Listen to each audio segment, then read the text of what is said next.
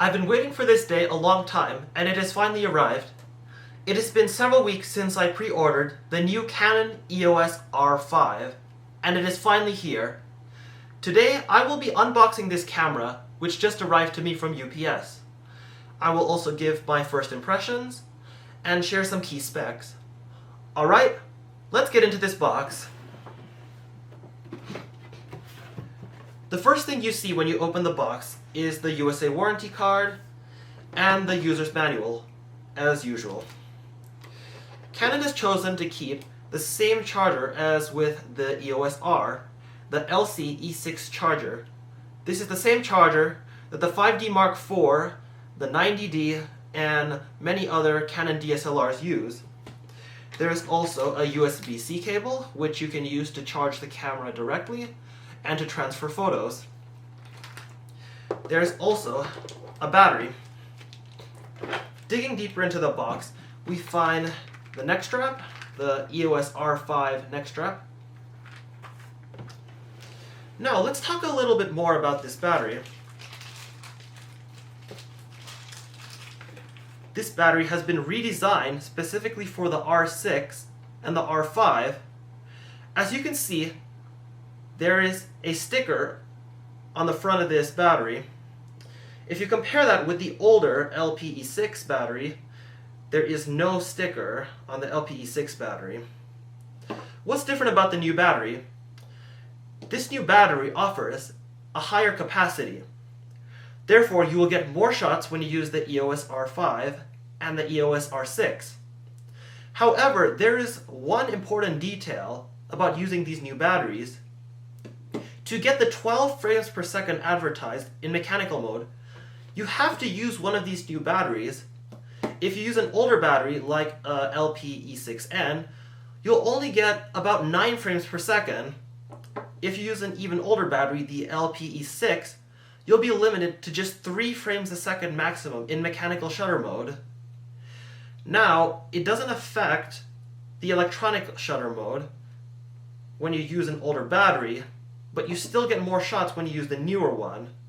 I would highly recommend that you use only the newer batteries if you shoot continuous high.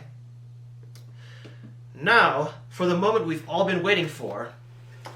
Here's the camera. Let's open it up.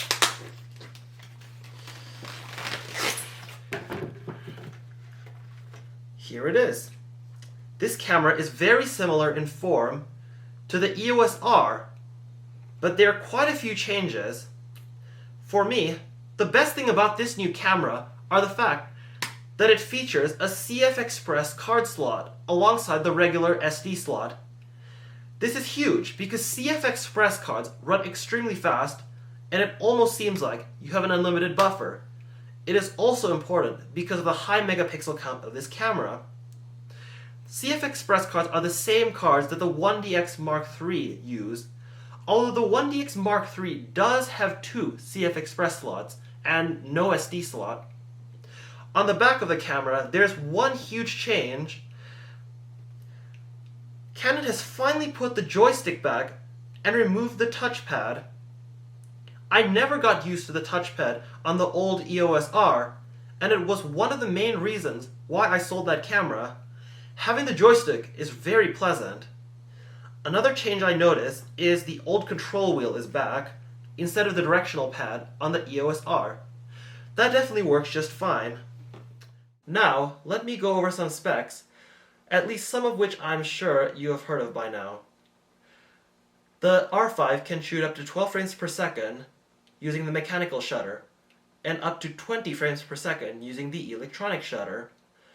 This makes it a great camera for action photography. Now, you should keep in mind that when shooting at 20 frames per second using the electronic shutter, you are limited to shooting 12-bit RAW files. When you're shooting at 12 frames per second using the mechanical shutter, you can shoot 14-bit RAW files. The R5 does add up to 5 stops of in-body image stabilization, which the EOS R did not have. This allows me to use EF glass, such as the 85mm f1.2, at a lower shutter speed than I normally would be able to. Now, I don't shoot a lot of video, but the R5 is capable of shooting 8K video. The video mode is limited, but there's no other camera on the market currently which can shoot 8K video at this price point. Most important to me, though, is the 45 megapixel sensor. 45 megapixels allows this camera to compete with cameras such as the Nikon Z7, the Sony a7R IV, and even the D850 in that regard. The extra megapixels do come in handy, especially when I need to crop.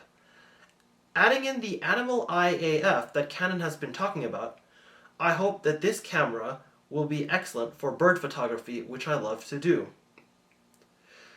Stay tuned for my next video. I do plan on going out to shoot with this body soon. Thanks for watching. If you are not subscribed to my channel, I would appreciate if you would. You can also follow me on Instagram. That link is down below. Please don't forget to leave a thumbs up on this video, and I will see you next time.